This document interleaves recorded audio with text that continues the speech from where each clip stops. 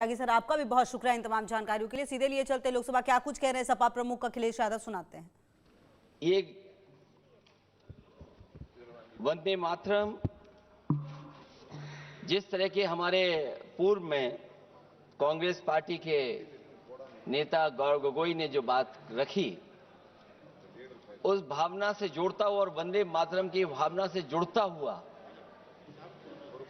जिस समय कलकत्ता के कांग्रेस के अधिवेशन में रविन्द्रनाथ टैगोर जी ने गाना गाया, गीत गाया, उसके बाद लोकप्रियता इसकी आम लोगों के बीच पहुंच गई। और जब कभी भी लोगों को अंग्रेजों के खिलाफ लड़ना होता था तो यही वंदे मातरम का नारा देकर के लोगों को जोड़ने का काम करते थे। हमारा कोई भी आंदोलन रहा हो, स्वदेशी आंदोलन रहा हो, उसमें भी हम लोग इसी नारे के साथ चले। वंदे मातरम को लेकर के हम लोग इतना देश को एकजुट कर दिए कि अंग्रेज घबराने लगे। और जब अंग्रेज घबराने लगे तो जहां कहीं भी वो देखते थे कि ये नारा लग रहा है, वहां पर देशद्रोही का कानून लगाकर लोगों को जेल भेज देते। ये भी इतिहास है कि जिस समय बंगाल में बच्चों ने गाना गाया, इस गीत को अपने क्लासरूम में गाया, उस समय भी अंग्रेजों ने उनके खिलाफ मुकदमा लगाकर उन्हें जेल भेजने का काम किया। ये वंदे मातरम अंग्रेजों ने बैन भी कर दिया। 1905 से लेकर के 1908 तक बैन कर दिया गया। और बैन के बाद भी लोग माने नहीं, हमारे क्रांतिकारी लोग माने नहीं, और वंदे मातरम को हमेशा उन्होंने अपने दिल और दिमाग में रखा और जनता के बीच में इस आंदोलन को आगे बढ़ाते रहे। सभापति महोदय, जो हमारे सत्ता पक्ष के लोग हैं वो हर चीज को ओन करना चाहते हैं। ये 150वें वर्ष में जब हम वंदे मातरम याद कर रहे हैं, बंकिम चंद्र चट्टोपाध्याय जी को हम याद कर रहे हैं कि उन्होंने इतना महान गीत हमें दिया है। सत्ता पक्ष के लोग समय समय पर हमें देखने को मिलता है कि जो महापुरुष उनके नहीं हैं या जो चीज उनकी अच्छी नहीं है, उनको वो ओन करना चाहते हैं। 150वें वर्ष वंदे मातरम, मैं अभी वो बात कहूंगा और मैं बात कहूंगा और हमारे मंत्री जी उसका जवाब देना। सभापति महोदय, क्योंकि ये बात ओन करने की आ रही, अपनाने की बात आ रही, तो मैं सभापति महोदय, मैं अपने सत्ता पक्ष के लोगों को याद दिलाना चाहता हूं।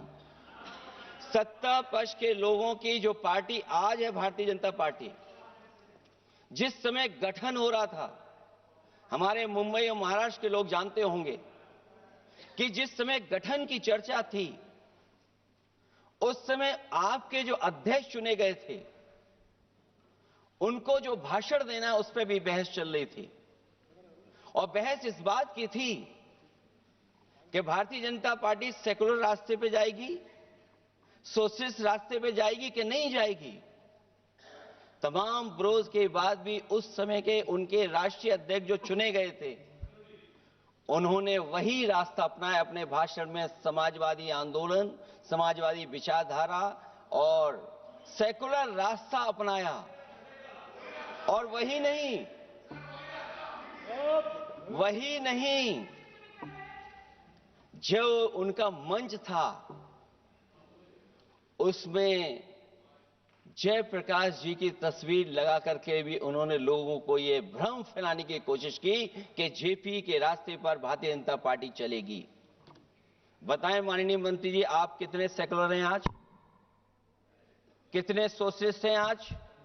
अभी गौरव गोगोई जी ने ठीक कहा, इंडिगो का हवाई जहाज उड़ नहीं रहे हैं, उड़ नहीं रहे कि उड़ाए नहीं जा रहे हैं?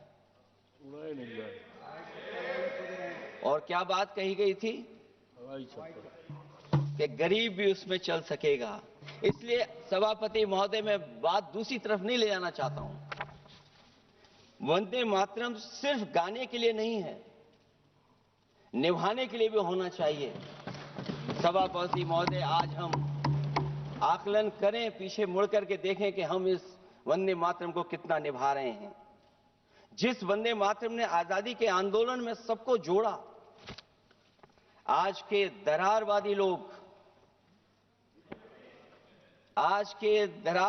लोग उसी से देश को तोड़ना चाहते हैं।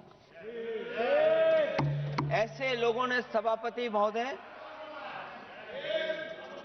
ऐसे लोगों ने पहले भी देश के साथ दगा किया और आज भी कर रहे हैं। ये चर्चा तो जोड़ने का काम करेगी ना अखिलेश जी, क्योंकि आज वंदे मातरम की चर्चा वही मैं कह रहा हूं, वंदे मातरम में जोड़ने का ही काम करेगी।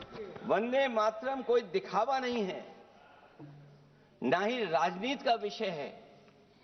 क्योंकि सभापति महोदय, हम जब ये इनके विचारों से, इनके भाषणों से जब बाहर सुनते हैं तो ऐसा लगता है कि वंदे मातरम इन्हीं का बनवाया हुआ गाना है। जिन्होंने सभापति महोदय, जिन्होंने आजादी के आंदोलन में भाग ही नहीं लिया है, वो वंदे मातरम का महत्व क्या जानेंगे।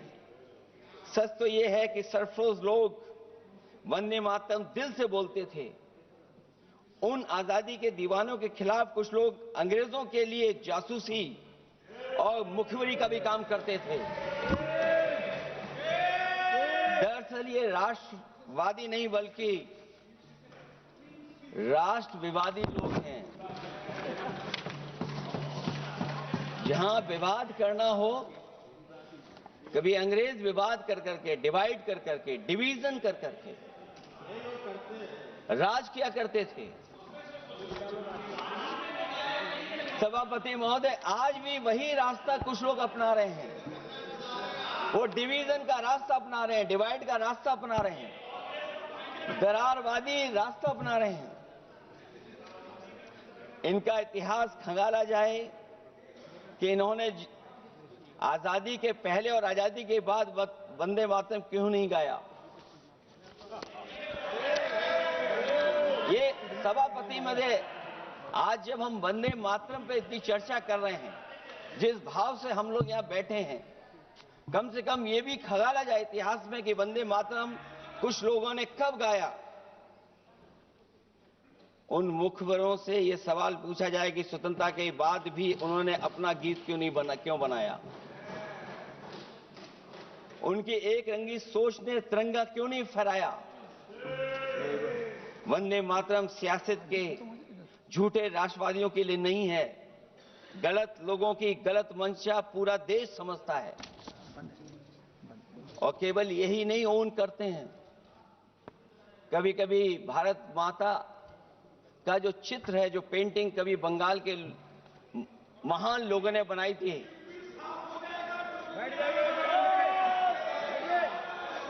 सभापति महोदय इनको देख लीजिए और फिर बैठ जाओ। सभापति महोदय, राजभर जी आप बैठिए, आपके नेता बोल रहे हैं। सभापति महोदय, वंदे मातरम का भाव ये भी था कि कम्युनल पॉलिटिक्स नहीं चलेगी और कम से कम हमारे उत्तर प्रदेश के साथियों ने कम्युनल पॉलिटिक्स को अंत किया है वहां पर जहां से कभी इन्होंने शुरू की थी। और सभापति महोदय, वंदे मातरम एक भाव के रूप में हमारे अंदर बसा है। चाहे उसके शब्द न याद हों, चाहे अर्थ न मालूम हो, चाहे पूरा याद न हो, उस सच्चे भारतीय के अंदर देश प्रेम की भावना जगाने के लिए इसके दो शब्द ही काफी हैं। जो सच में देश की एकता और अखंडता चाहते हैं, जो भाईचारे को बुनियाद मानते हैं, उनके लिए दो शब्द भी पर्याप्त हैं जो इस वंदे मातरम से हमें मिलते हैं।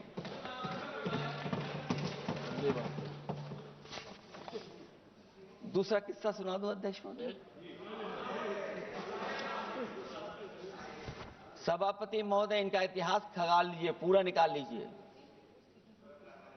चुनावी सभाओं में कभी बाबा साहब भीमराव अंबेडकर जी की तस्वीर ये लोग नहीं लगाते थे। ये बात अगर सही हो तो बता दो। और ये तस्वीर कब लगाना शुरू किए? इनका एक सहयोगी साथी संगठन, जिस समय समाजवादी पार्टी और बहुजन समाज पार्टी ने मिलकर के इन्हें उत्तर प्रदेश में हरा दिया था, उसी दिन के बाद से बाबा साहब भीमराव अम्बेडकर की प्रतिमा और तस्वीर लगाने लगे।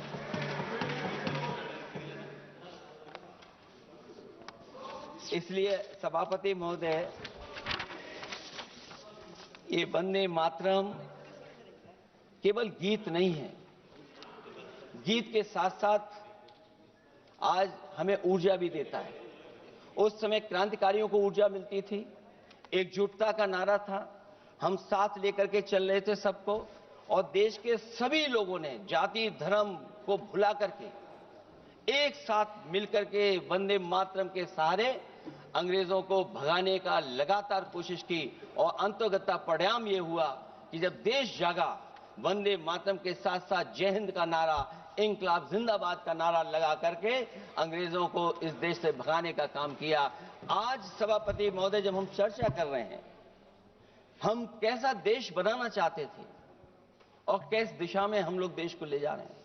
सभापति महोदय, मुझे अच्छा लगा कि प्रधानमंत्री जी ने वो बात याद दिलाई कि अंग्रेजों के जमाने में अगर बच्चे भी वंदे मातरम गा देते थे तो उन्हें देशद्रोही के कानून से जेल भेज दिया जाता था।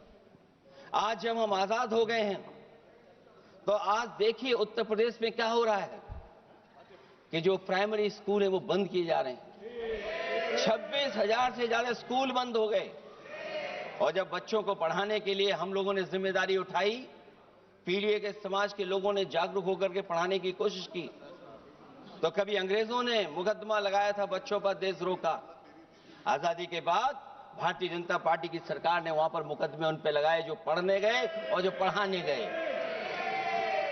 तो इसलिए वंदे मातरम का भाव जो था, उसी भाव से जुड़ करके हम सब मिलकर के इस देश को और मजबूत करें। यही हमारी भावना है, यही हमारी सदस्यों की भावना है। जब हम 150वें वर्ष में याद कर रहे हैं, तो वहीं हम ये याद करें कि जिस भावना से वंदे मातरम को हम लोगों ने देश के सामने गा गा करके अंग्रेजों को भगा दिया, ये देश कैसे मजबूत हो, एकजुट कैसे हो, बिना भेदभाव के, और संविधान से कैसे चलें, क्योंकि ये संविधान से ही मिला हुआ हमें गीत है। इसलिए इस गीत के माध्यम से हम किसी पर टिप्पणी और किसी पर थोपने की कोशिश न करें और न किसी पे दबाव बनाने की कोशिश करें। आपका सभापति जी का बहुत बहुत धन्यवाद। डॉक्टर कौकोली घोष दस्तीदार जी। वंदे मातरम, जय हिंद।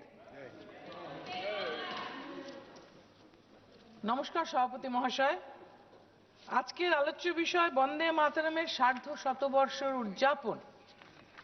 এই সভার বাইরেও সমগ্র দেশবাসীর কাছে আমার শ্রদ্ধাপূর্বক নিবেদন, হোক বন্দে মাতরম শুধু জাতীয় গীত নয়, শুধু প্রার্থনা নয়, শুধু কাব্য নয়, এ প্রত্যেক ভারতবাসীর হৃদয়ের গভীরে এক সংকল্প, এক চেতনাবোধ সৃষ্টিকারী আবেগ, যা হাজারো হাজারো লাখো লাখো কণ্ঠে ধ্বনিত হয়ে ভারতবর্ষের স্বাধীনতা সংগ্রামকে এগিয়ে নিয়ে যেতে উদ্বুদ্ধ করেছিল।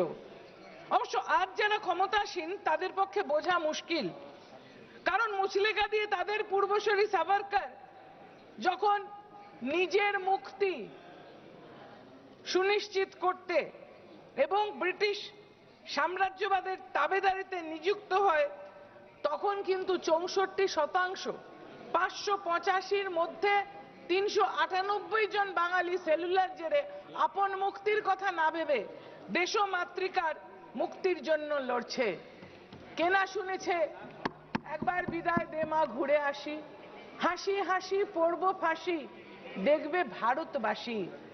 একটি সর্বকনিষ্ঠ শহীদ ক্ষুদিরাম বসুর গলায় ধ্বনিত হয় ফাঁসি কাটে যাওয়ার সময়। তখন আজকের শাসক দলের যারা তৎকালীন পূর্বসূরি, তারা মুচলেখা দিয়ে ব্রিটিশ সাম্রাজ্যবাদের কাছে নতজানু হয়ে ভারতবর্ষকে বেচে দিতে উদ্যত ছিলেন।